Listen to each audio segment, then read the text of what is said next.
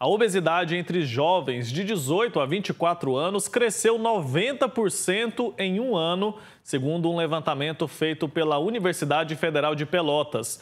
Em 2022, 9% dos jovens brasileiros com idade entre 18 e 24 anos tinham obesidade. Já em 2023, esse percentual saltou para 17,1%. A gente vai tratar desse assunto agora com a endocrinologista e metabologista Carolina Mantelli, ela que está conectada aqui com a gente. Doutora, bom dia, seja muito Bom dia, bem-vinda. tudo bem? Prazer estar aqui com vocês. Doutora, esses dados eu confesso que me assustaram um pouco, viu? Fiquei surpreso. Queria entender o que pode justificar esses números tão preocupantes. Eu acho que o aumento da ansiedade, né, no geral, nos jovens principalmente, o aumento dos de tela, industrializados, acho que a ansiedade e a depressão têm crescido muito junto com a obesidade, e isso tem complicado bastante esse quadro.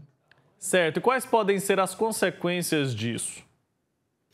Quanto mais cedo, né, for desenvolvido esse quadro de obesidade, maior os riscos de desenvolver outras comorbidades, como, por exemplo, doenças cardiovasculares, hipertensão, diabetes, né, e ainda outras comorbidades um pouco mais sérias, mas principalmente essas.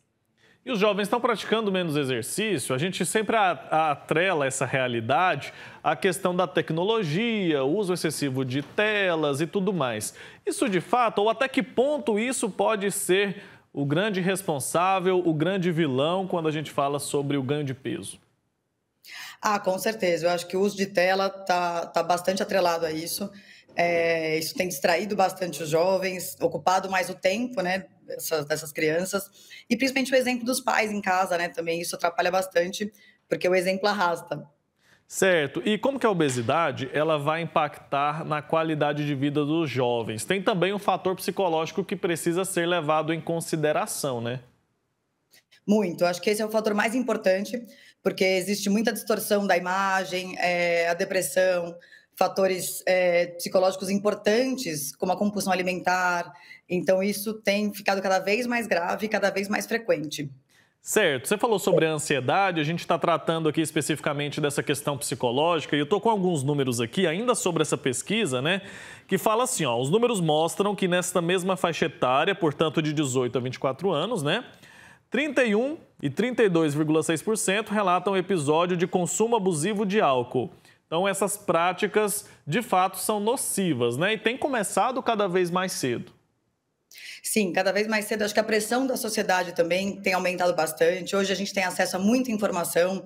Então, hoje a gente entra na internet, Instagram, ou seja, é uma variedade imensa de pessoas dando dicas e instruções sobre emagrecimento, alimentação saudável. Acho que fica todo mundo cada vez mais confuso com isso, sem saber no que acreditar. E a pressão ainda, né, para ter um corpo magro está cada vez pior. Então, isso tem causado muita ansiedade, depressão e a distorção de imagem no espelho, com toda certeza. E é uma faixa etária que tem hábitos muito nocivos mesmo, viu? Quando a gente pega o levantamento e a gente vai destrinchando ele, a gente entende o seguinte, ó, que esse grupo é o que consome menos frutas, verduras e legumes de maneira regular. Apenas 33% e 39%, respectivamente, né? Incluem esses alimentos na dieta 5 vezes ou mais por semana. Aí, por outro lado, tem o consumo de refrigerantes e sucos artificiais, que é considerado um marcador de alimentação não saudável, que se destaca ainda nessa faixa etária. 24% dos jovens, nessa faixa que a gente está falando aqui, acusaram que consomem frequentemente refrigerantes e sucos artificiais, 5 vezes ou mais por semana. Pois bem, esse excesso de açúcar, excesso de refrigerante, está muito presente na dieta dessa faixa etária, o que também pode estar contribuindo para esse aumento tão expressivo, né? Não, com certeza. Eu acho que hoje os jovens têm cada vez mais atividades, né? Eles estão lotados de atividades, então cada vez menos tempo para ter acesso a uma alimentação saudável. Então, os industrializados ficam cada vez mais frequentes na alimentação e justamente a ansiedade faz com que eles comecem a procurar os alimentos com mais açúcar, principalmente esses sucos, doces, as guloseimas, né, os carboidratos. A rotina está muito intensa, desde cedo, né? O pessoal está trabalhando, está estudando muito e aí muitas vezes não sobra tempo para fazer as atividades físicas, porque a gente acha que precisa fazer longos períodos ali de atividade física por dia. Como que a gente pode tentar incorporar essa prática no nosso dia a dia para aquela pessoa ali que está querendo perder peso, principalmente os jovens, como é o caso aqui do nosso foco hoje? Sim, com certeza. Todo mundo espera, né, o momento perfeito para a gente ter uma hora para fazer atividade física. Eu costumo falar para meus pacientes que a gente tem que fazer como dá, o que cabe na rotina. Seja de manhã, de tarde, de noite, 15 minutos, 20 minutos, não tem problema. Eu acho que a gente tem que fazer pelo menos 3 vezes por semana seria o ideal, mas fazendo 20 minutinhos por dia, meia horinha por dia, 3 vezes por semana, já é um começo, pelo menos para sair da inércia, para começar a mexer o corpo, isso já está de bom tamanho. É melhor do que não fazer nada, né? E já resolve também, ou pelo menos colabora para combater a ansiedade que a gente viu aqui, que os números já são muito alarmantes também com relação a isso, está tudo atrelado.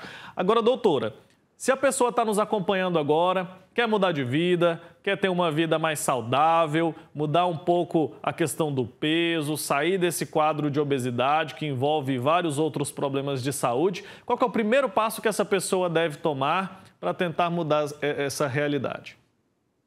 O primeiro passo seria procurar principalmente um médico, né, um endocrinologista, um nutricionista, um preparador físico, ter consciência, né, do que faz parte, do que é a saúde, né, que às vezes a pessoa fala, mas eu me sinto bem, não sinto nada, mas porque, né, nem sempre a pessoa vai sentir alguma coisa naquele momento.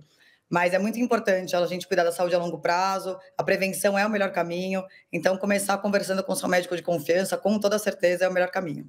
Começar o quanto antes, né? E combater esses problemas aí, porque a gente sabe que a obesidade ela é fator de risco para vários outros problemas, né, doutora? Demais. A obesidade, acima de tudo, é uma doença inflamatória e uma doença crônica. Então, a gente sabe que não tem cura. Hoje já se tem muita informação sobre isso. Então, ela tem que ser tratada ao longo de uma vida inteira. Então, não adianta a gente só tratar pontualmente, porque isso ela vai voltar, não faz sentido, né? A gente sempre vai acabar voltando, engordando tudo de novo, até um pouco mais. Então, ela tem que ser olhada com atenção e muito cuidado. E tem gente que vai deixando passar o tempo porque tem aquela visão de que mais para frente eu faço uma cirurgia bariátrica, faço alguma operação, algum procedimento cirúrgico que é bem mais invasivo, tem consequências muito complicadas, né? A pessoa pode ter efeitos colaterais perigosos ali. Então, qual que é o recado que a gente pode dar para essas pessoas? Com certeza, né? Acho que o mais importante é ter a consciência de que é uma doença séria e crônica, e não adianta procurar, a gente acha que a bariátrica é um caminho fácil, e não é. Ela é sim um caminho muito eficaz para quando a pessoa precisa e tem doenças associadas, mas jamais deixar isso ser um caminho, né, a ser seguido, como uma opção, né, na obesidade, porque a pessoa não quer fazer uma reeducação alimentar, não quer olhar para a saúde em si. Então, principalmente, a gente tem que se sentir bem, né? Olhar no espelho, gostar daquilo que vê, ter identidade com o nosso corpo, gostar quando a gente veste uma roupa e ter autoestima, que é o principal, que hoje é uma das coisas que eu mais vejo nos jovens, que é um dos principais problemas, eu acho, que tá causando obesidade. Com certeza. E eu estou vendo aqui que na pesquisa eles relacionaram a questão do sono. Explica pra gente de que forma o sono pode impactar num quadro de obesidade.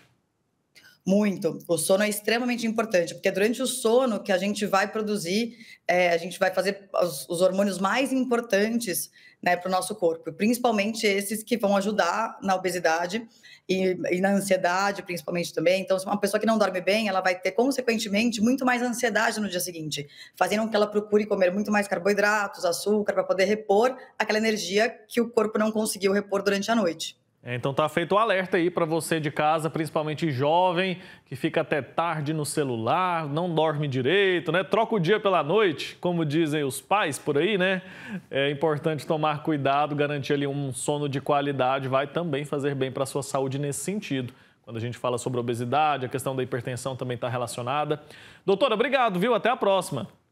Muito obrigada, eu que agradeço. Tchau, Tchau, tchau. tchau.